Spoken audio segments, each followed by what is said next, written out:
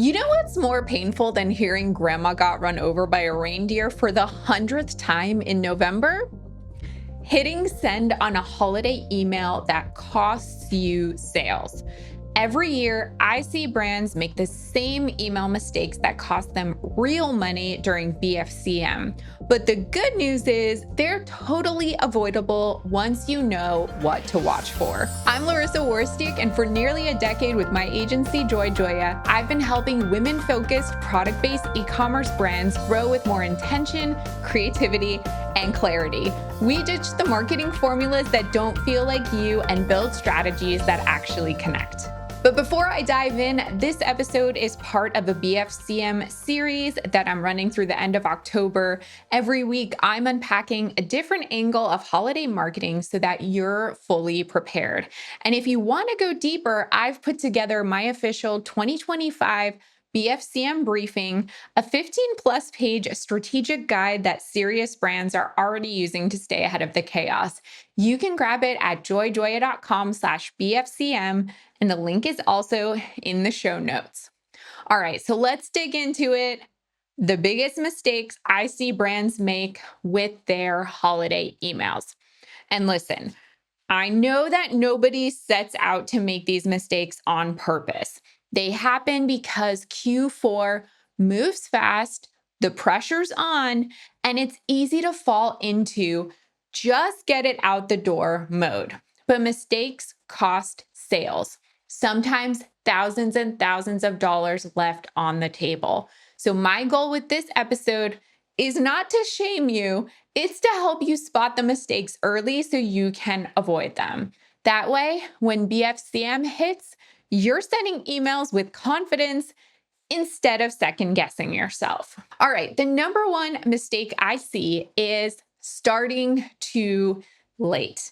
If your first holiday email in all of Q4 hits inboxes on Black Friday morning, yikes.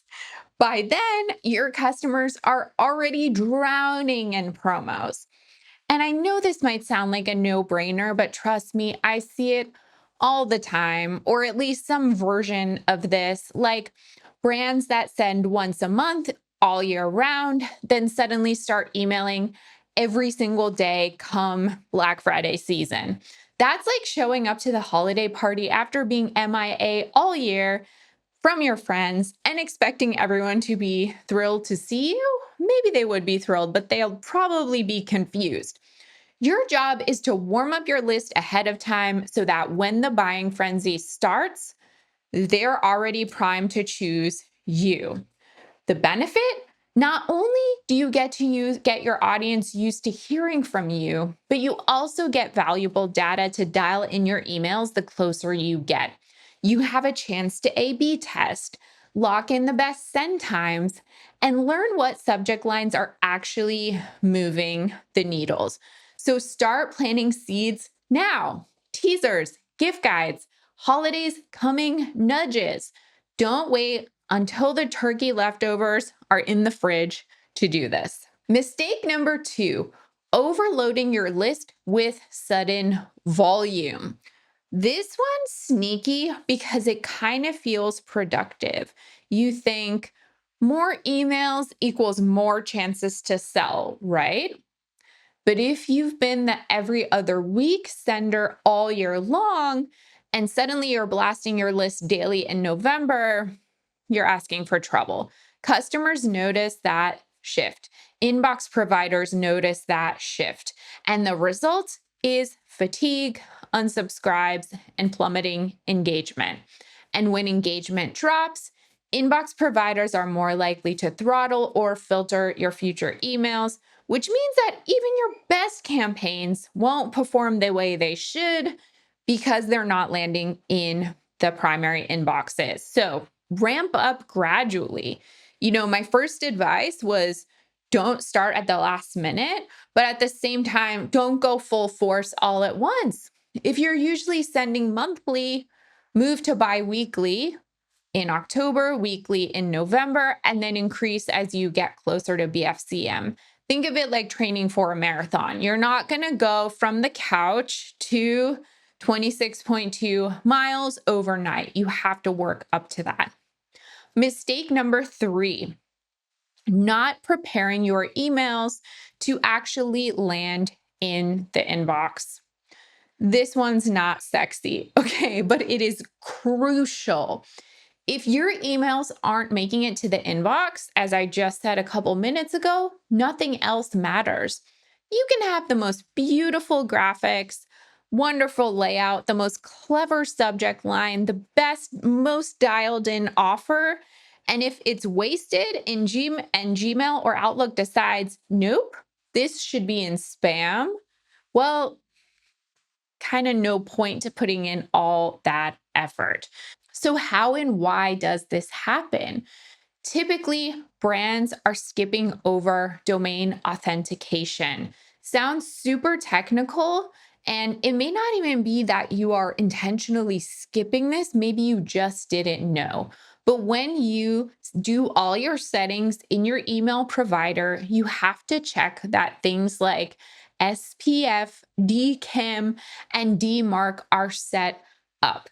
These are basically signals that show you are a legit sender. And for inbox providers, they want to see that because there's so much email spam out there. They need to know that it's really you and you're a legit sender. Not having these settings in your email platform is kind of like showing up at the airport for a flight and just not thinking to bring your ID. Security is not going to let you on that plane. I see this all the time. Brands assume everything's fine because they're maybe not noticing issues until they have a big sale, the most important weekend of the year hits, and suddenly it seems like their open rates have plummeted, vanished into the void. So at a minimum, make sure your sending domain is authenticated. This tells inboxes, hey, I'm legit, don't toss me into junk. If that sounds confusing and you don't know what I'm talking about, don't worry. You've got 2 options here. One, Google the words verify sending domain and your email marketing provider name. So like verify sending domain Klaviyo or MailChimp or whatever provider you use. And the first or second result should be some step-by-step instructions to make sure that all your settings are correct.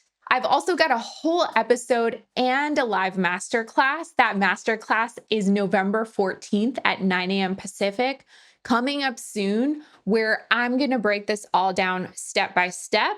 But if you don't want to wait for that and you want to just check it for right now, make sure you go Google it and look it up for your email platform.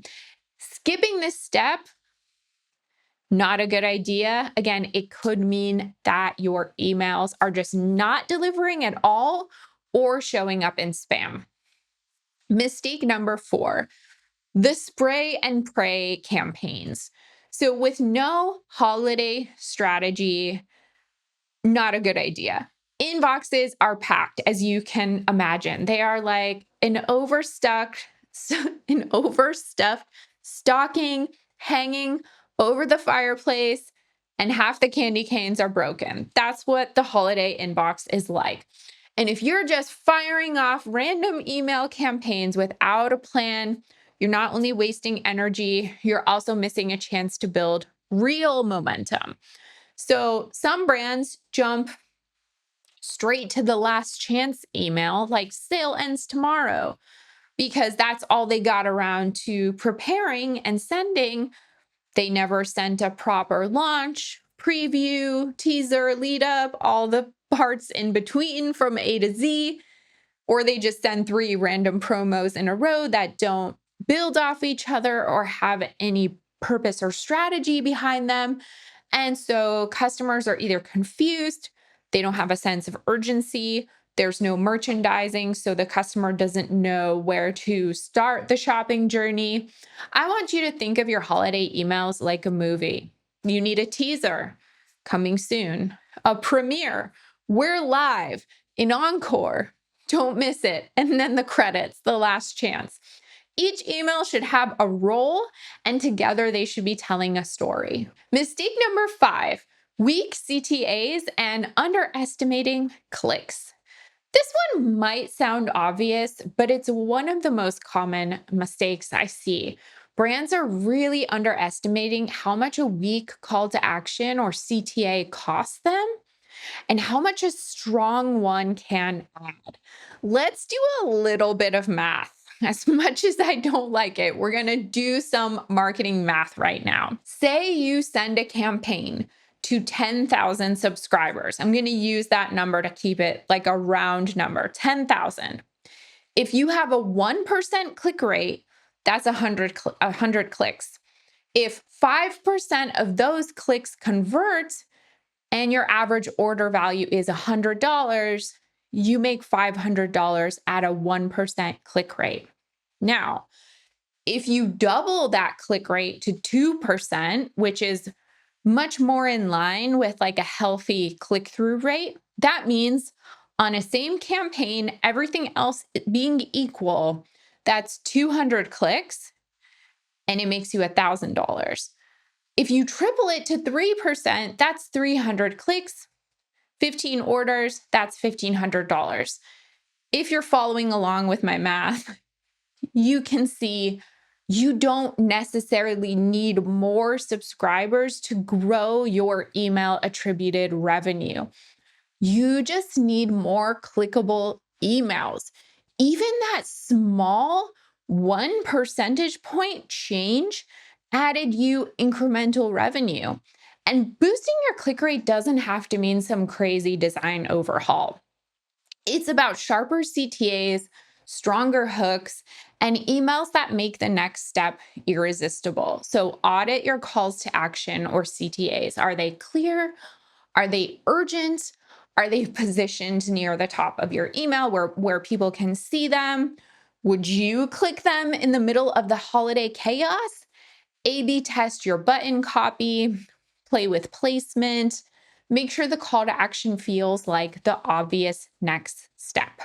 So there you have it, 5 holiday email mistakes that can quietly eat into your sales. Starting too late, blasting your list with sudden volume, skipping inbox prep, running the spray and pray campaign approach, and underestimating the power of your calls to action. The holidays are stressful enough without your emails working against you. So if you can steer clear of these pitfalls, you'll be in a stronger position than most brands, not just surviving Q4, but actually thriving in it. And remember, this episode is just one piece of my full BFCM prep series. If you want the complete playbook, grab the briefing at joyjoya.com/BFCM. And keep an eye out for my upcoming episode about all the domain authentication for email marketing, as well as a live masterclass here on YouTube on Friday, November 14th at 9 a.m. Pacific on deliverability. I'll show you exactly how to make your emails land in the inbox where they belong. Thanks so much for watching. If you found this video helpful, please like, subscribe, and check out my other videos for even more tips.